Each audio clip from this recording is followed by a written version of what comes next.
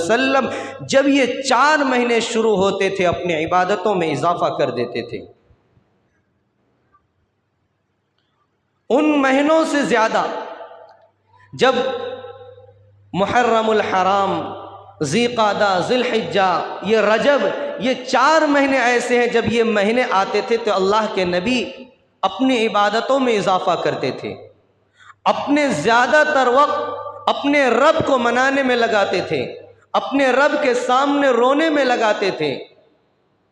और अल्लाह के नबी सल्लल्लाहु अलैहि वसल्लम जब इस दुनिया के अंदर आए और अल्लाह तबारक व तआला ने 40 साल की उम्र में मेरे नबी सल्लल्लाहु अलैहि वसल्लम को नबूवत से सरफराज फरमाया, और जब अल्लाह के नबी सल्लल्लाहु अलैहि वसल्लम को अल्लाह ने नबूवत से अता फरमाया, सरफराज किया, तो तमाम कुफ्फार व मुशरिकीन मेरे नबी सल्लल्लाहु अलैहि वसल्लम के जो दोस्त थे वो दुश्मन बन गए। ख़ानदान, रिश्तेदार सबों ने मेरे नबी का सांस छोड़ दिया।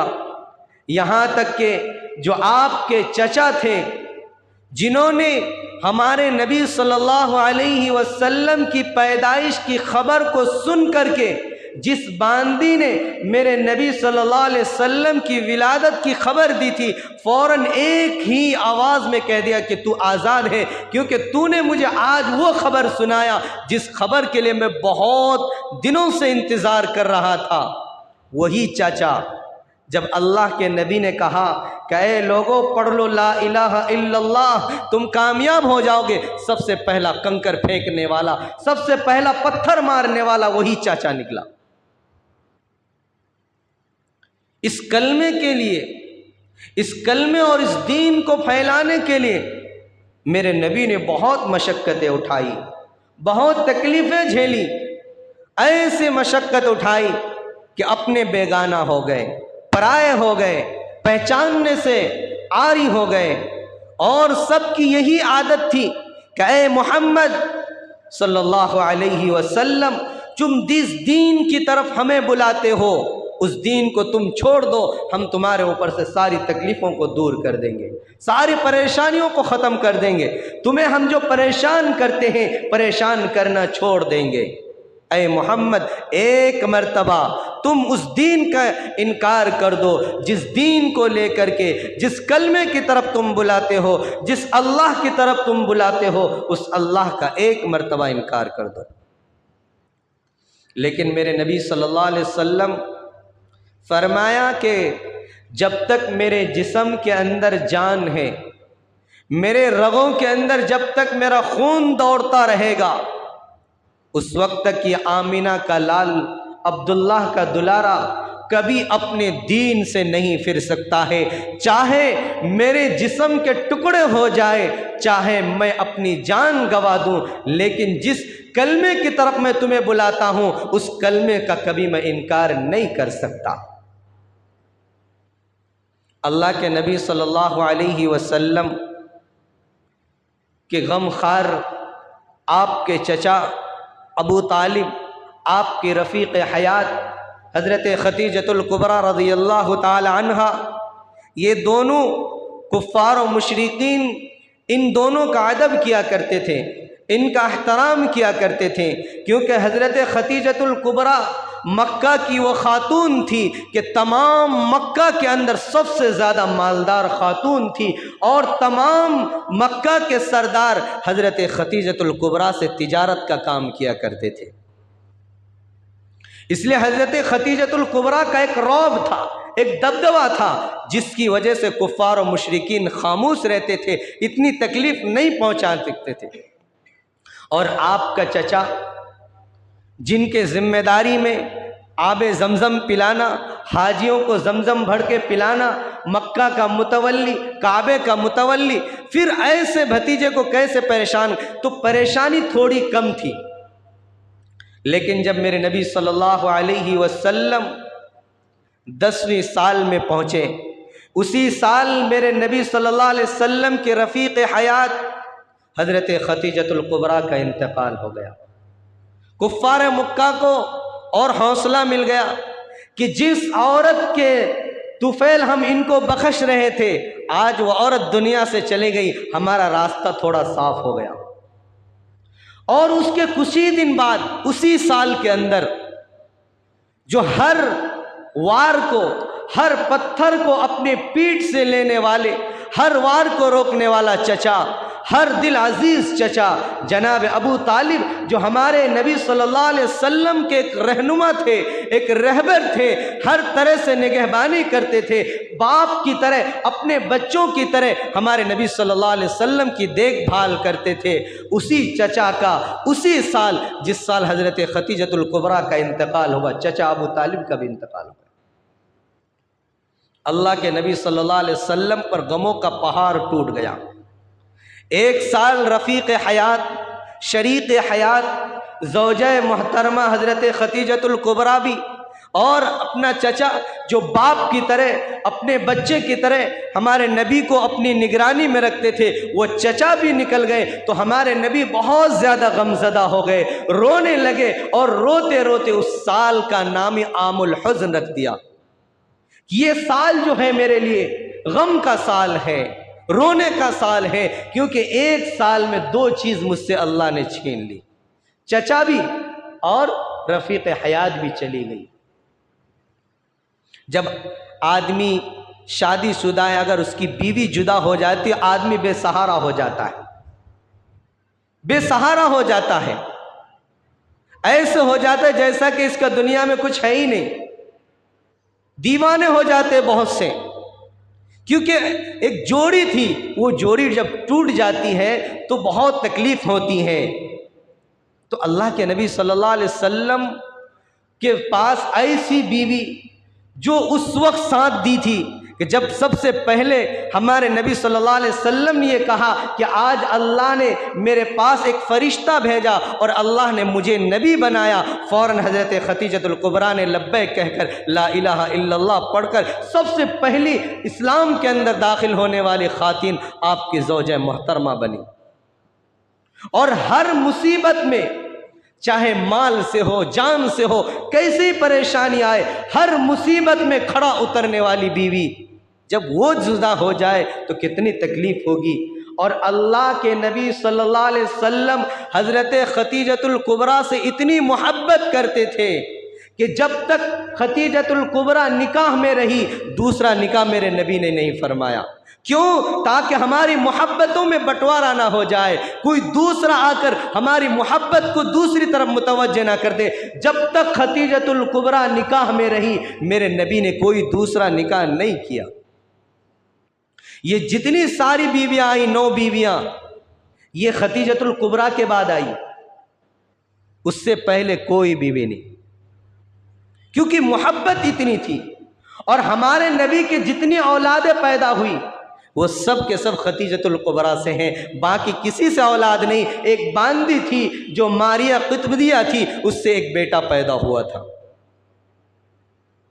अल्लाह के नबी सल्लल्लाहु अलैहि वसल्लम बहुत मोहब्बत करते थे, और जिस बीवी से औलाद हो जाए तो ख़ानदान भी उससे मोहब्बत करते हैं, शोहर के माँ बाप भी उससे मोहब्बत करते हैं, शोहर भी उससे मोहब्बत करते हैं कि इससे मेरी एक नस्ल चलने वाली है, इससे मेरे औलादें हैं। अगर बीवियां खूबसूरत और औलाद ना हो तो शोहर की मोहब्बत इतनी नहीं होती उस बीवी से, जितनी मोहब्बत उसकी बीवी से जिससे औलाद होती है।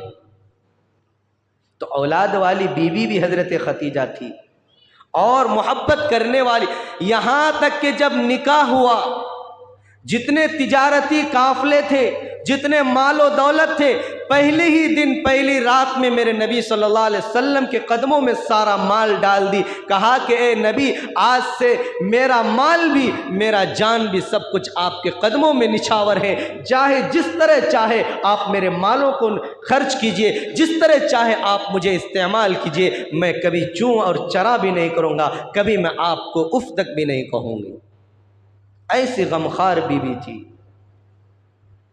जब दोनों का इंतकाल हो गया, अल्लाह के नबी सल्लल्लाहु अलैहि वसल्लम कुफ़ार और मुशरिकीन को ईमान की दावत देने लगे। चंद लोग मुसलमान लाए थे, चंद आदमी इस्लाम के अंदर दाखिल हुए थे। इस्लाम की क़ुव्वत इतनी नहीं थी कि बातिल के सामने खड़े हो सके। इस्लाम की क़ुव्वत इतनी नहीं थी कि उन जालिमों को मुंह तोड़ जवाब दे सके। कमज़ोर थे, कम तादाद में थे, तो मुसलमानों को तरह तरह की मशक्क़तें, तरह तरह की तकलीफ़ें देना शुरू कर दिए। कभी शौब अबी तालिब में बंद किए, कभी खाना पीना बंद कर दिया, कभी पानी बंद किया, कभी उनके रास्ते बंद कर दिए। तरह तरह के मुश्किलात और तकलीफ़ें उनको बर्दाश्त करने पड़ रहे थे। तो अल्लाह के नबी सल्लल्लाहु अलैहि वसल्लम ने एक मर्तबा सोचा कि हमारे शहर से करीब एक गांव है जिसका नाम ताइफ है। वहाँ 3 बड़े बड़े सरदार हैं। शायद अगर वो सरदार इस्लाम कबूल कर लेंगे तो इस्लाम को एक बुलंदी मिल जाएगी, इस्लाम को एक क़ुव्वत मिल जाएगा। चलो उन सरदार के पास जाकर के बात करते हैं। और अरब के अंदर मेहमान नवाजी का एक दस्तूर था, चाहे अपना हो या बेगाना, मेहमान नवाजी बड़े ज़ोर और शोर से करते थे, क्योंकि हज़रत इब्राहीम अलैहिस्सलातु वस्सलाम की नस्ल से थे अरब वाले। और हज़रत इब्राहीम अलैहिस्सलातु वस्सलाम की एक आदत शरीफा थी कि जब तक दस्तरखान पर कोई मेहमान नहीं आता था उस वक्त तक एक लुक़मा भी अपने हलक़ के अंदर नहीं उतारते थे। तो अपने बाप दादाओं की शरीयत पर अरब वाले चाहे पहचान के हो या ना हो मेहमान नवाजी खूब करते थे।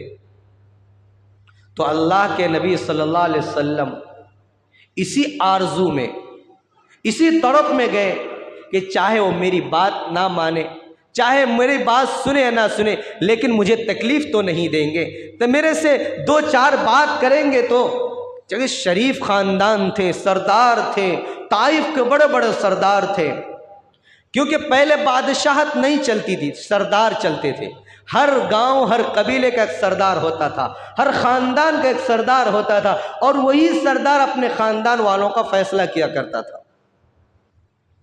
चुनांचे अल्लाह के नबी सल्लल्लाहु अलैहि वसल्लम जब ताइफ के सरदारों के पास पहुँचे, उनको दीन की दावत दी। 3 भाई थे और तीनों सरदार थे। सबसे पहले सरदार के पास जाकर मिले तो उन्होंने कहा कि अल्लाह तबारक व तआला को पूरे मक्का के अंदर, पूरे अरब के अंदर कोई और दूसरा नहीं मिला जो तुझे नबी बना दिया। कोई अल्लाह को और आदमी नहीं मिला नबूवत देने के लिए, नबी बनाने के लिए, जो तुम्हें अल्लाह नबी दे दिया। और दूसरे ने कहा क्या मैं तुझसे बात करना ही नहीं चाहता, मैं तुमसे एक लफ्ज़ भी बोलना नहीं चाहता। और तीसरे ने कहा कि अगर तू वाकई अल्लाह का नबी है तो मैं तेरे शान में गुस्ताखी करूंगा तो मैं हलाक हो जाऊंगा, और अगर तू अल्लाह के नबी नहीं है, झूठा है, तो मैं झूठों से बात करना नहीं चाहता। तीनों ने इनकार कर दिया बात करने से।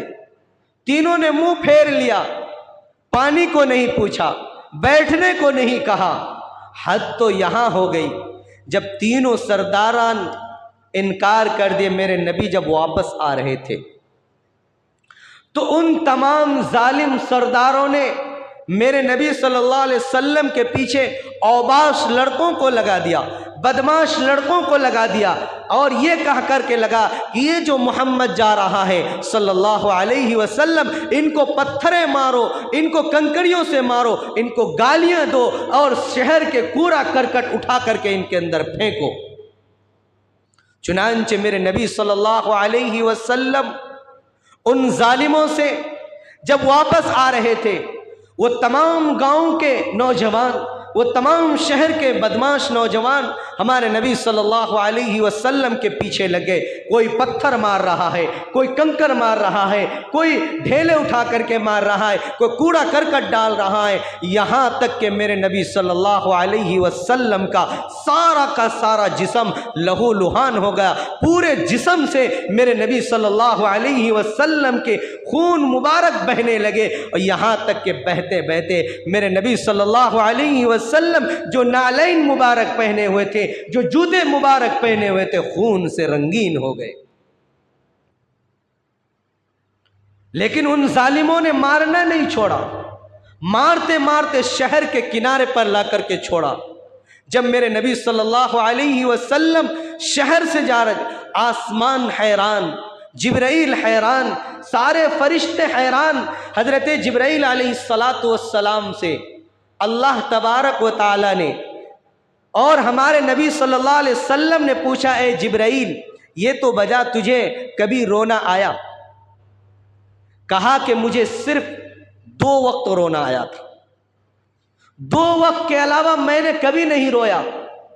अल्लाह के नबी ने पूछा कि ए जिब्राइल, वो 2 वक्त कौन सा था कि जब तुम्हारे आंखों से आंसू जारी हो गए?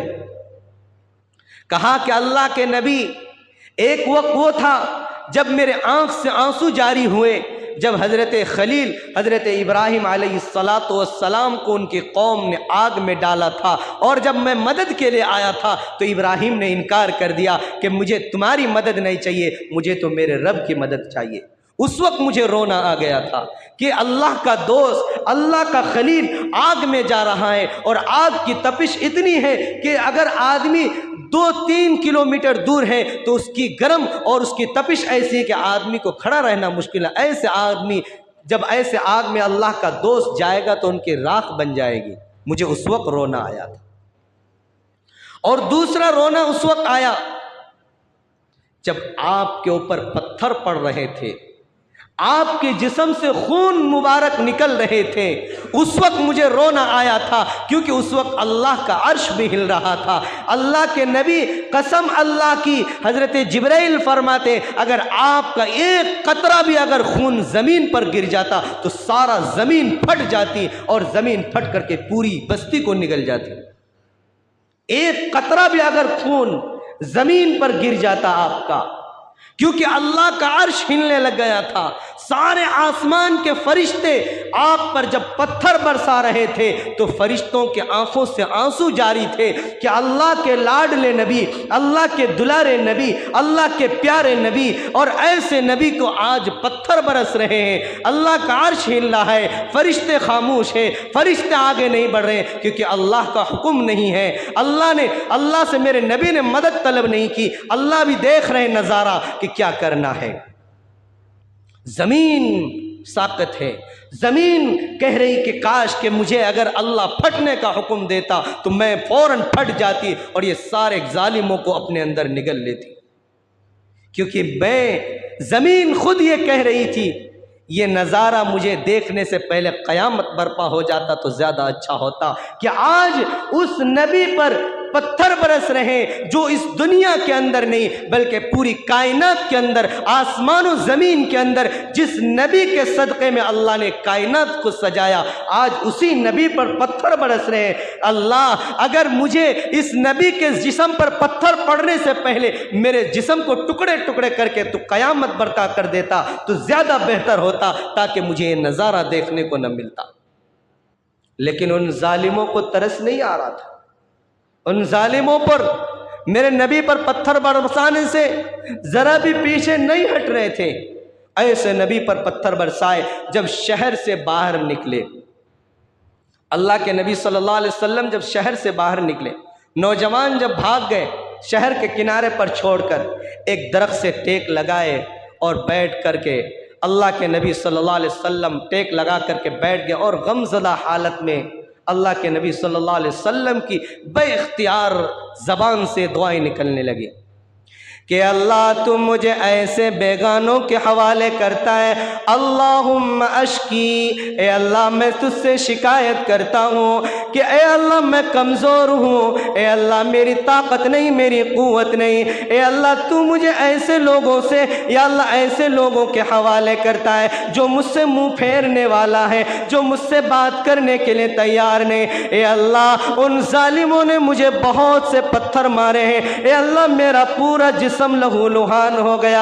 ए अल्लाह तू कैसे कौम के मेरे मुझे हवाले करता है। ए अल्लाह क्या मेरी अंदर कोई कमी रह गई? ए अल्लाह अगर मुझसे कोई ख़ता हो गई, ए अल्लाह अगर मुझसे कोई गुनाह हो गया, ए अल्लाह ए मेरे परवरदिगार, और अगर तू मुझसे नाराज़ है और तू अगर मुझसे खफा है तो मैं उस वक्त तक पत्थर खाता रहूँगा, उस वक्त तक मार खाता रहूँगा जब तक कि तू राज़ी ना हो जाए। ए मेरे मौला अगर तू मुझसे राज़ी है, अगर तू मुझसे खफा नहीं है तो मुझे इन पत्थरों की कोई परवाह नहीं, इन जालिमों की कोई परवाह नहीं। ए अल्लाह, अगर तू मेरे लिए है, तू मेरी हिफाजत करता है, तो मुझे दुनिया की किसी हिफाजत की ज़रूरत नहीं। ए अल्लाह, तेरी ताकत मेरे लिए काफ़ी है। हस्बुनल्लाहु व निअमल वकील। ए अल्लाह, तू ही मेरा मददगार है, तू ही मेरा सहारा है, तू ही अल्लाह इन जालिमों से छुटकारा देने वाली ज़ात तेरे ही है। ए मौला, आज मैं कमज़ोर हूँ, बेबस हूँ, बेकसा हूँ। अल्लाह, आज मेरा कोई साथ देने वाला नहीं। इन जालिमों ने मुझे बहुत मारा, बहुत मारा। मेरे जिस्म फट गए, मेरे जिस्म से खून निकल रहे हैं। अल्लाह तबारक व ताला ये अल्फाज सुनना था कि फ़ौरन अल्लाह का अर्श हिलने लगा। अल्लाह ने जिब्राइल अमीन को भेजा, ए जिब्राइल जल्दी जाओ, मेरे महबूब को संभालो, मेरे महबूब रो रहे हैं, मेरे महबूब तड़प रहे हैं, जाओ मेरे महबूब के खून को साफ करो, मेरे महबूब की आंखों को पूछो। ए जिब्राइल जल्दी जाओ, कहीं ऐसा ना हो कि मेरे महबूब की रोने से ज़मीन न फट जाए। मेरे महबूब की अगर खून मुबारक, लहू मुबारक पर ज़मीन पर गिर जाएगा तो ज़मीन में ज़लज़ला आ जाएगा, ज़मीन में भूचाल आ जाएगा, ज़मीन हिल जाएगी। जाओ जल्दी करो, मेरे महबूब को संभाल लो। चुनांचे फ़ौरन हज़रत जिब्राइल अलैहिस्सलातु वस्सलाम आसमान से तशरीफ़ लाए और कहा, ए अल्लाह, अल्लाह के नबी, अल्लाह तबारक व ताला ने मेरे साथ 2 फरिश्ते और भेजे हैं।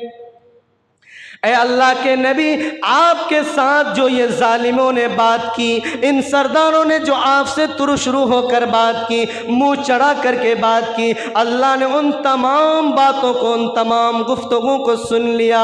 और अल्लाह ने वो नज़ारा भी देखा जब आप पर पत्थर पड़ रहे थे, जब आपको गालियाँ दी जा रही थी, आप पर कूड़ा करकटें डाली जा रही थी। अल्लाह ने सारा नज़ारा देख लिया। ए अल्लाह के नबी, अल्लाह के दुलारे, ए इमामुल अंबिया काले कमली वाले मुहम्मदुर रसूलुल्लाह सल्लल्लाहु अलैहि वसल्लम, अल्लाह का अर्श हिल रहा है। अल्लाह तबारक व ताला जोश में है, जलाल में है। अल्लाह ने मेरे साथ 2 फरिश्तों को भेजा और ये वो 2 फरिश्ते हैं कि आज से पहले ये फरिश्ता कभी दुनिया के अंदर आया नहीं। पहली मर्तबा ये फरिश्ता दुनिया के अंदर कदम रखा है। अल्लाह ने कभी इन फरिश्तों को नहीं भेजा और इन फरिश्तों की ताकत इतनी ज़बरदस्त है कि एक पड़ के अंदर अपनी पूरी दुनिया के पहाड़ों को उठा करके आसमान की तरफ ले जा सकता है और आसमान से पटक भी सकता है। अल्लाह ने ऐसी ताकत और क़ुव्वत इन फरिश्तों को दी है। और हर फरिश्तों के 600 पर हैं, 600 बाजू हैं।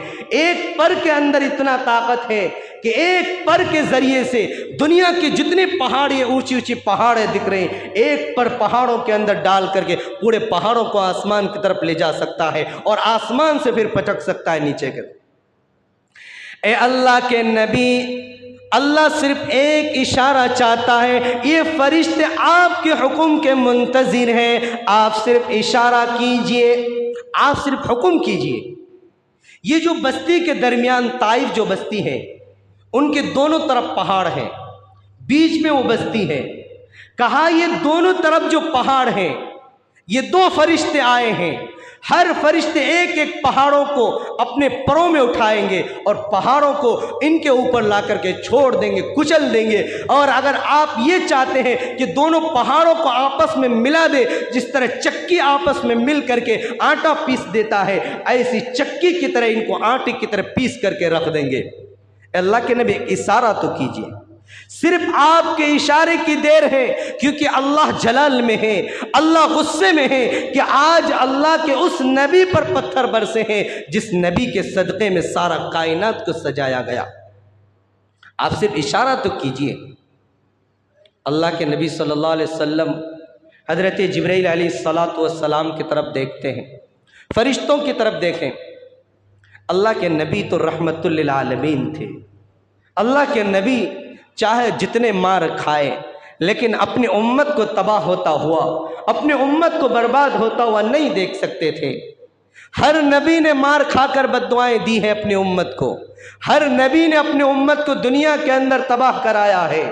चाहे कौम आद हो, कौम समूद हो, कौम लूत हो, बनी इसराइल, सारे नबियों ने अपने कौम के लिए बद्दुआ की।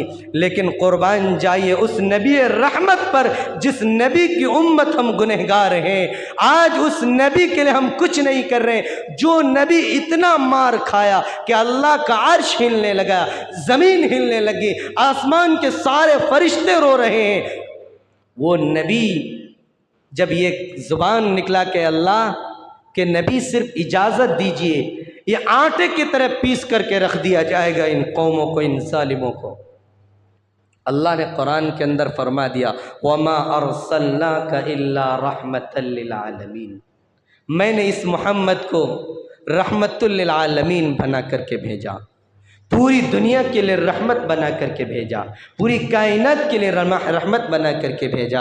अब जिस नबी को रहमत बना करके भेजे, जो नबी रहमतुल लिल आलमीन हो, वो नबी कैसे चाहेगा कि मेरे आंखों के सामने मेरी उम्मत को कुचल दिया जाए। जो नबी रातों को अपनी उम्मत के लिए रोया करते थे कि अल्लाह मेरी उम्मत को किसी तरह बचा लीजिए, ए अल्लाह अंधेरों से निकाल कर, ए अल्लाह जुल्मत से निकाल कर, ए अल्लाह उनको सीधा रास्ता दिखा दीजिए। जिसको कुरान ने बयान फरमाया कि मेरे नबी हर वक्त अपनी उम्मत के लिए तड़पते थे। यूरी नबी ये रोते थे कि अल्लाह इनको नूर की तरफ हिदायत दे दीजिए, जुल्मत से निकाल दीजिए। इनको मालूम नहीं कि इस्लाम क्या है, दीन क्या है, मजहब इस्लाम की अज़मत इनके दिलों के अंदर नहीं है।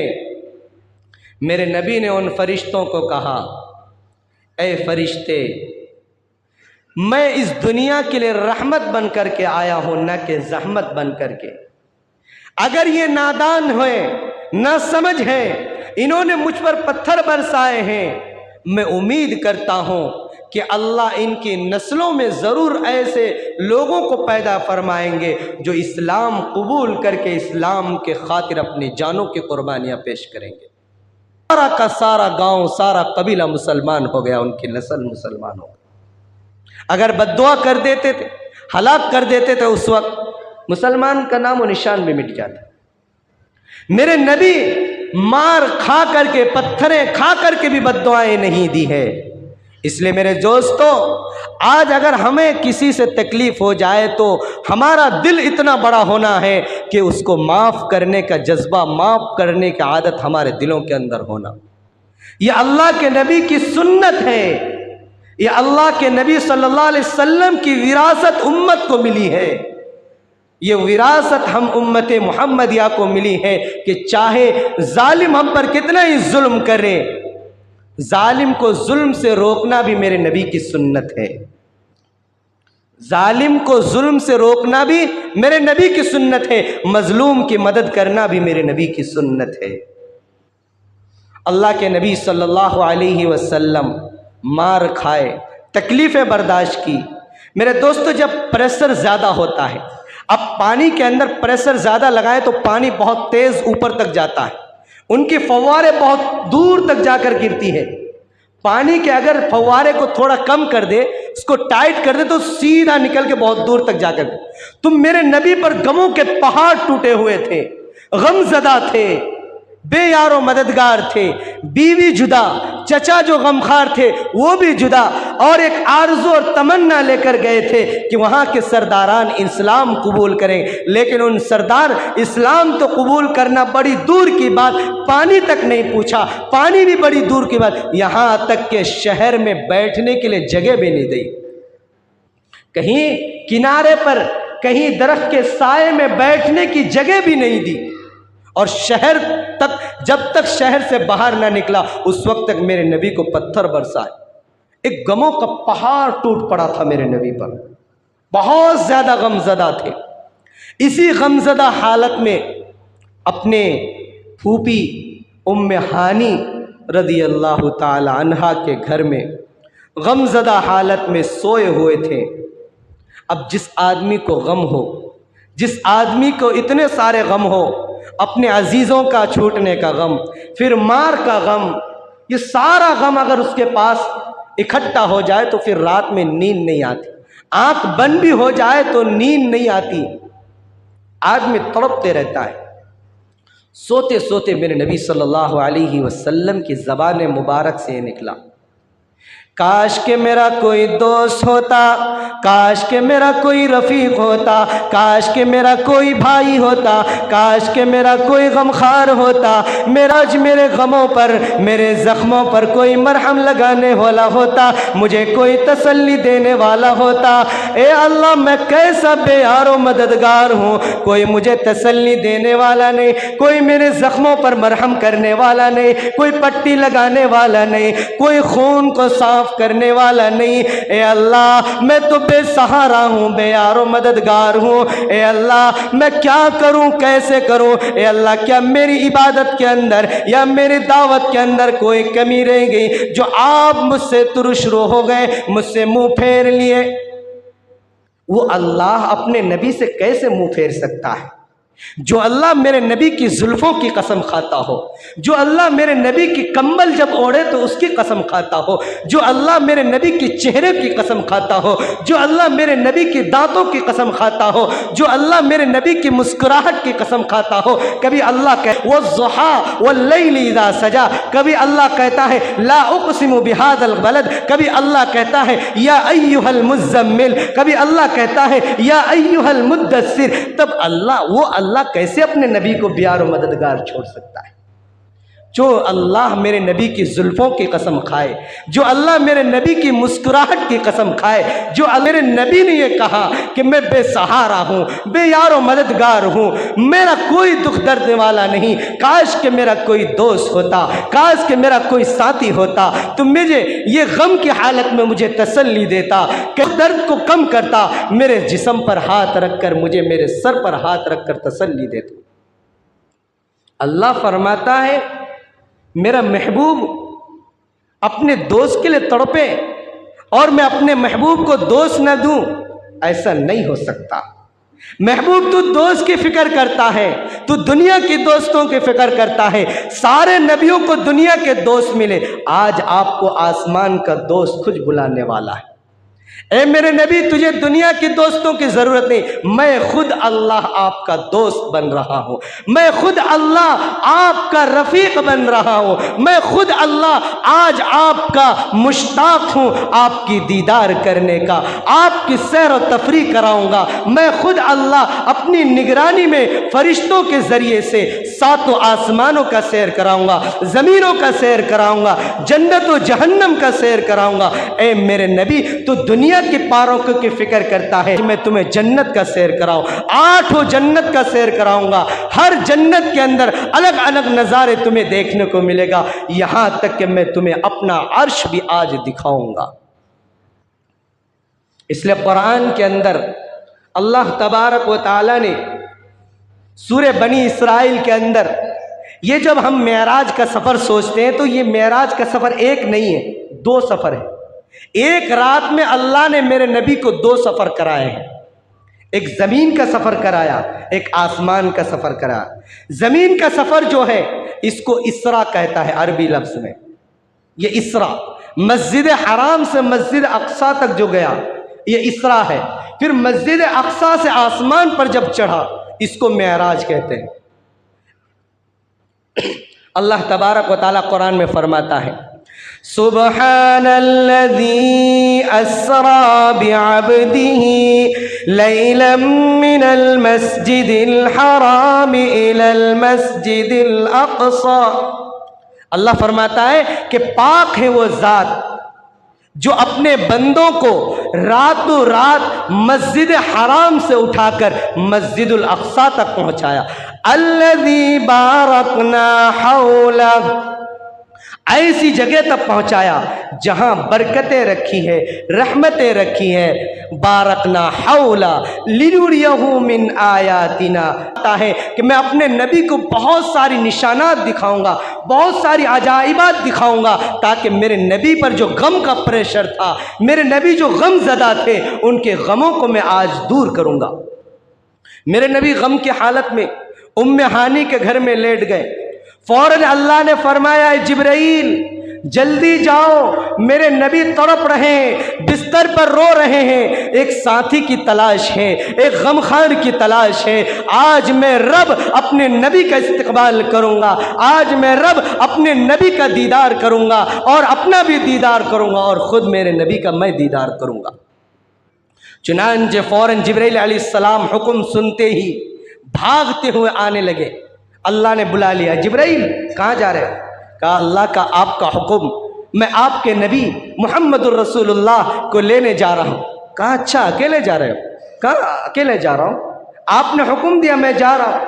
कहा अकेले नहीं जाना, आज मेरे नबी को यह एहसास नहीं होना कि मैं अकेला हूँ, मैं तन्हा हूँ, मेरा कोई पुरसान हाल नहीं, मेरा कोई इस्तकबाल करने वाला नहीं, आज मेरे नबी को मैं दूल्हा बनाऊंगा, सारे फरिश्ते उनके बाराती होंगे। जिस तरह दूल्हे की कार आगे आगे चलती है, दूल्हे की सवारी आगे आगे चलती है और बरातियों की सवारी पीछे पीछे जाती है दूल्हे के इस्तकबाल के लिए। ऐ जिब्राइल अकेले जाओगे तो मेरे नबी की शान नहीं बढ़ेगी, मेरे नबी की अजमत नहीं बढ़ेगी, अकेले नहीं जाना, वापस आ जाओ। 70,000 फरिश्तों को लो और आलीशान सवारी लो और मेरे नबी जिस सवारी पर सवार होगा वो सबसे आला सवारी होगा जिसका नाम बुर्राक होगा। ए नबी, मेरे नबी के पास जा रहे हो, अकेले नहीं जाना, 70,000 फरिश्तों को साथ में लो और हर फरिश्तों के एक सवारी दो और मेरे नबी की सवारी अलग से लो। चुनांचे 70,000 का फरिश्ता आया। हमारे नबी सल्लल्लाहु अलैहि वसल्लम कमरे के अंदर हैं, आधा वक्त रात का गुजरा, ये सारा सिस्टम रात में हो रहा है। अल्लाह ने निज़ाम कायनात को रोक दिया, अल्लाह ने सूरज को रोक दिया कि सूरज तुम्हें नहीं चलना, चांद को रोक दिया, रात को रोक दिया, पूरे सिस्टम को अल्लाह ने रोक दिया कि सारा का सारा सिस्टम आज रुक कर मेरे नबी का इस्तकबाल करेगा और मेरे नबी का दीदार करेगा। रात और दिन को अपने अपने जगह पर रोक दिया ताकि हर चीज़ मेरे नबी की आज दीदार करे। हर चांद और सूरज रुक करके, आज घूमने का जो चांद और सूरज का सिस्टम है, घूमना नहीं, रुक जाओ, जहां थे वहीं खड़े हो जाओ, मेरे नबी आ रहा है, उनके इस्तकबाल करो, उनके लिए रुक जाओ। आज तुम्हें चलने के लिए घड़ी को रोक दिया कि सुई जहां खड़ी थी वहीं रह जाए, आगे चलना नहीं, जब मेरी इजाज़त हो तब आगे घड़ी की सुई चलेगी। 12 बजे 1 बजे नहीं, आज 12 बजे तो 12 ही बजना है। जब तक मैं पूरे कायनात का, पूरे आसमान का सैर व तफरी न करा दूँ, न घड़ी को चलने की इजाज़त, न चांद और सूरज को चलने की इजाज़त, न दिन और रात को निकलने की इजाज़त, सारा सिस्टम अल्लाह ने रोक दिया। क्यों? क्योंकि अपने नबी का सैर व तफरीह कराना था, अपने नबी को उस गमों के पहाड़ को ख़त्म करना था, आसमान का दीदार कराना था, हर नबी से मुलाकात कराना था, हर नबी को इस्तकबाल के लिए खड़ा करना था, फिर 7-8 जन्नत का दीदार कराना था। चुनांचे सारा सिस्टम रुक गया। 70,000 फरिश्ता लेकर हज़रत जिब्राइल आए। अब आए तो मेरे नबी की आंखें बंद।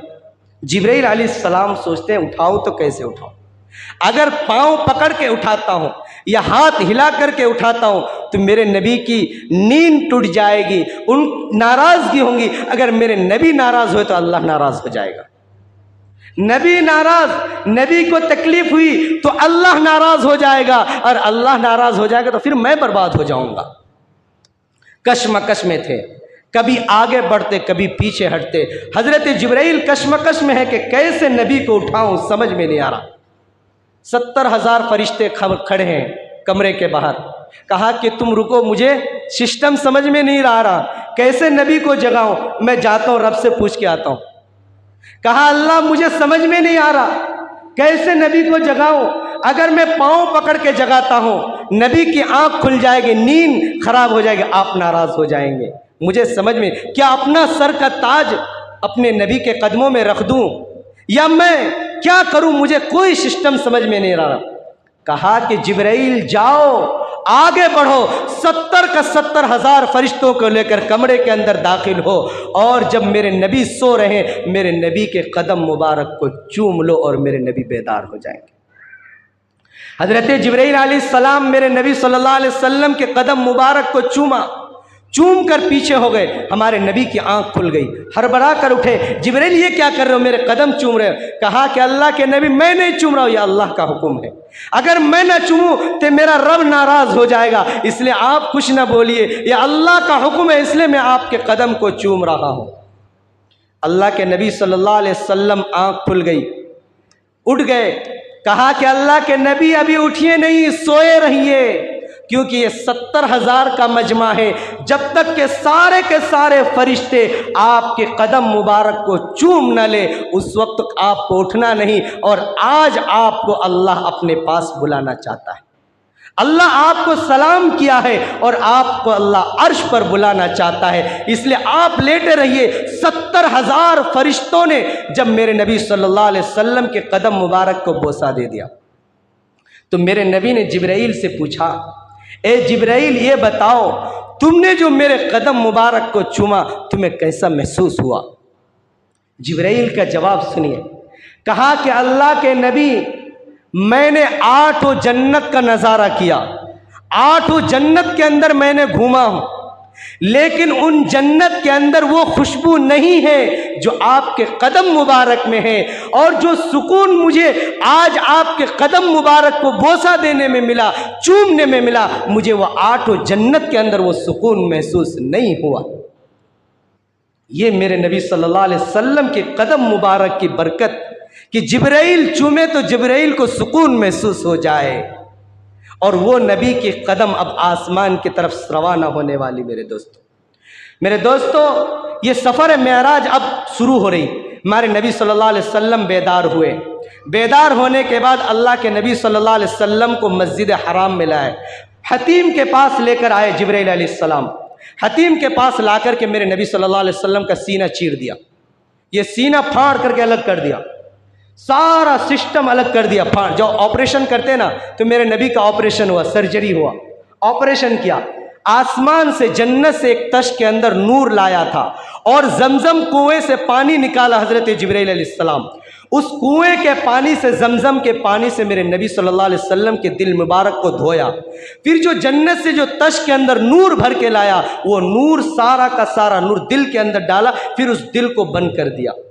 आज ये डॉक्टर ऑपरेशन करते ना, ये ऑपरेशन का सिस्टम अल्लाह ने आज से 1400 साल पहले ही मेरे नबी का ऑपरेशन करके सिस्टम समझा दिया कि कैसे तुम्हें ऑपरेशन करना है, दिल का हो, हार्ट का हो, कैसे भी ऑपरेशन करना हो। मैं अपने नबी के ऑपरेशन से तुम्हें बताता हूँ दुनिया वालों, तुम क्या आज की साइंस करोगे। अल्लाह ने आज से 1400 साल पहले ही मेरे नबी सल्लल्लाहु अलैहि वसल्लम का सीना मुबारक चाक करके बता दिया। तो जब सीना मुबारक ऑपरेशन हो गया, फिर हजरत जिब्राइल दोनों पसलियों को मिला दिया, सारा मिल गया। हमारी जब ऑपरेशन होती है तो धागे की निशान रहती है, सिलाई की निशान रहती है, लेकिन जिब्राइल के जरिए से जो ऑपरेशन हुआ, कोई टाका नहीं लगा, कोई कुछ नहीं, यूं बन किया, सारा सिस्टम फिट हो गया, कोई निशान नहीं, कोई कुछ नहीं, कोई चीरफाड़ नहीं, कोई कुछ नहीं। ये अल्लाह की निज़ाम था। उसके बाद अल्लाह ने 2 रकात नमाज बैत हराम में पढ़ने की इजाज़त दी कि काबे के पास आप 2 रकात नमाज पढ़िए। उसके बाद बुर्राक सवार लाया गया और मेरे नबी को उस पर सवार किया गया। अब ये सवारी कहाँ तक चलती है इंशाअल्लाह आइंदा जुमा आपको बताएंगे, क्योंकि वक्त ज़्यादा हो गया। इंशाअल्लाह आइंदा जुमा जो कहाँ सवारी रुकी, फिर कहाँ पहुँची, फिर कैसे आसमान पड़े, ये सारा सिस्टम